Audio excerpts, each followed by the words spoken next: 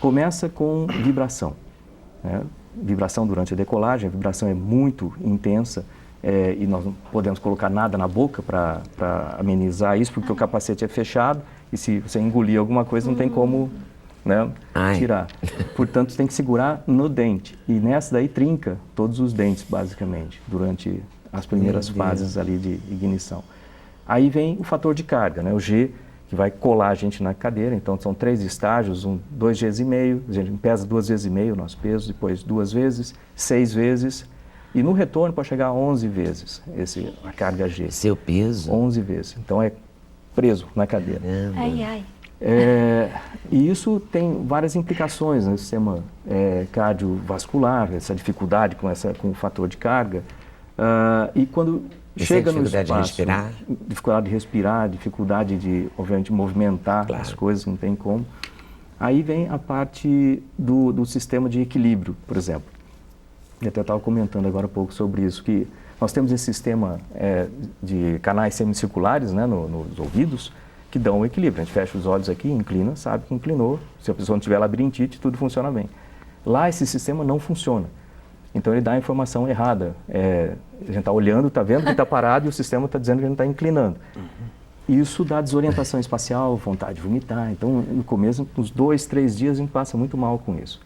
Até o corpo perceber e desligar o sistema. Aí fica muito bom, porque a gente não sente mais efeito nenhum.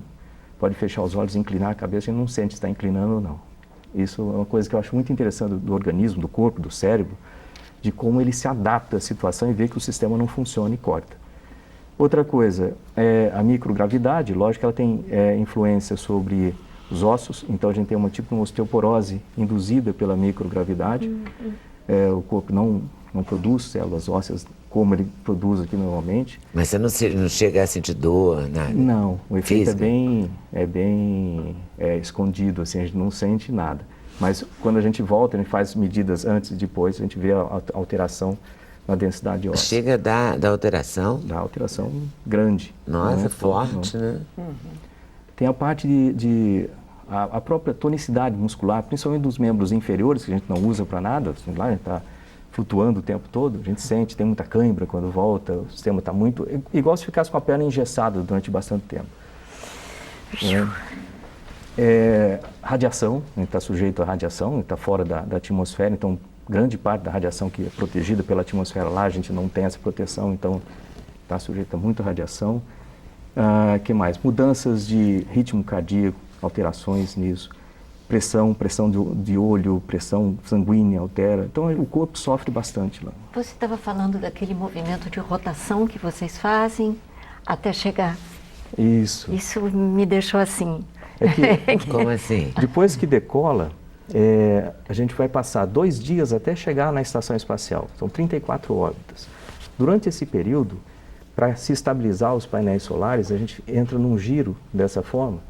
Então, basicamente, é o dia todo com ela girando. Ela só para fazer as queimas de elevação de órbita. Fora a órbita. Então, tem que estar bem habituado com essas variações. Fazem treinamento antes? Tem. É um treinamento simuladores? É uma cadeira, a gente chama de cadeira de Barani, né, que ela gira com a gente. Então, todo dia depois do jantar, a gente tem esse treinamento. Que legal. É uma cadeira girando. Tem Todo que dia depois do jantar minutos. tem que girar 15 minutos. 15 minutos. Aí te condiciona para você poder girar as 34 horas lá. Porque pelo menos teoricamente. O corpo, ele vai se adaptando, vai ensinando o cérebro, olha, alguma coisa vai acontecer de errado. Aí chega lá e demora menos tempo para desligar o sistema.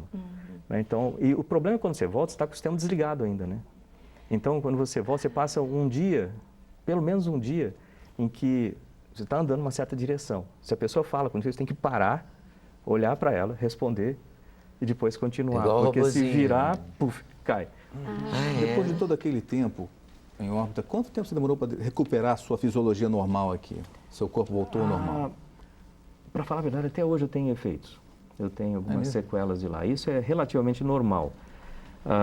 Eu ainda tenho efeito de alergias. Né? Essa parte de densidade óssea recupera em torno de 3 vezes o tempo de emissão. Então, ficou 10 dias, um mês, o corpo começa já, chega quase 98% de recuperação. Fica 6 meses, demora 1 ano e meio, aproximadamente isso. Agora, tem certas coisas que eu não tinha alergia quando eu fui para lá, nunca tive alergia de nenhum tipo.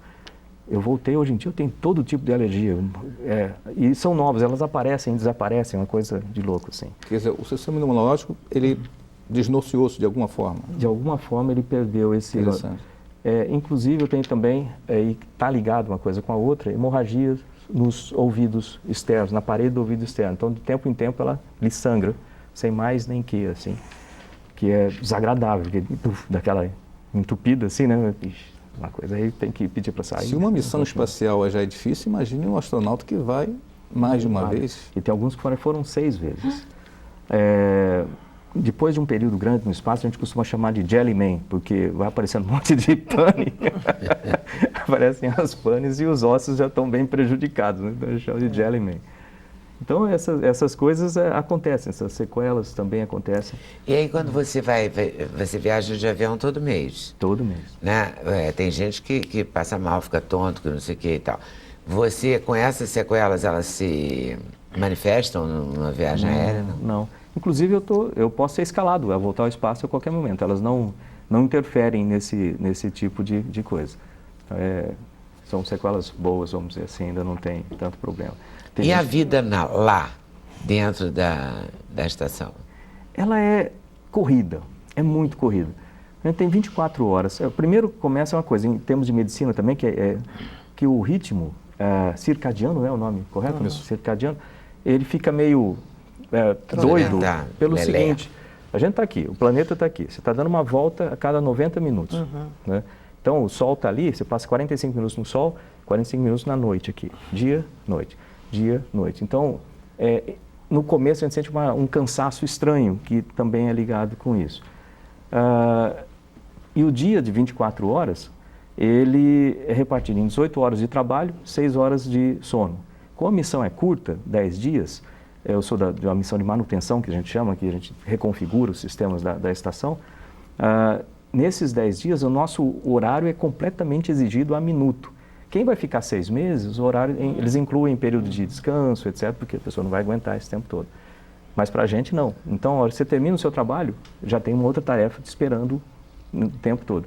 Então, você não tem tempo para nada. Então, aí, chegam às 6 horas de dormir, o que acontece? Você está agitado, né? Não consegue. Você não consegue dormir. Você entra no seu saco de dormir, dorme no saco de dormir, né? Eu coloquei o meu numa posição ainda que era muito bacana, porque era um saco de dormir e tinha uma janelinha da estação. E eu ficava assim, então, o tubo da estação aqui, vamos chamar, eu ficava num transversal, que tinha uma janelinha aqui.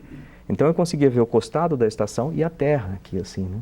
Então era muito bonito. E como é que a gente consegue dormir assim, né? Eu abria aquilo, aí ficava tirando foto. Tirei 2.000 fotos nesses períodos assim. Aí tirava foto da terra, foto do... E a terra é azul? Ela é azul. Ela é... grande parte assim azul, reflete muito o azul, né? Agora, quando ele está passando nessa parte do dia, em cima, é muito bonito, porque você consegue olhar para baixo ali, né? Aí você vê desertos alaranjados, assim, Madagascar é um marrom, assim, parece um espaguete de rios. O Mar do Caribe, a cor do Mar do Caribe é maravilhosa. Algumas regiões do Chile aqui, essa parte da cordilheira ali, você vê com aquelas cores diferentes, metais nos lagos, cores diferentes. É um lugar, a terra é muito bonita. E é azul. É azul. Agora, uma das coisas que dá uma certa urgência e uma sensação meio estranha é o jeito que a gente trata a terra, né? Como toda a terra é o que sustenta todo mundo aqui, né? Mas cada vez que a gente olha e você vê, e dá para ver devastação, você vê muita coisa, você vê queimados, você vê onde está a cidade, parece uma cicatriz, né? Então daqui de baixo parece muito bonito, de cima parece uma cicatriz na pele da terra, né? Então dá uma certa preocupação nesse sentido.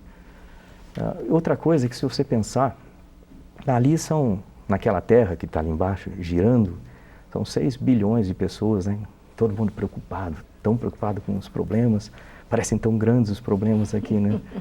De lá não parecem tão grandes assim, a coisa parece mais simples, a vida parece mais simples, você se sente muito pequenininho, sabe? É uma sensação muito marcante para qualquer pessoa, ir para lá, ninguém vai voltar igual.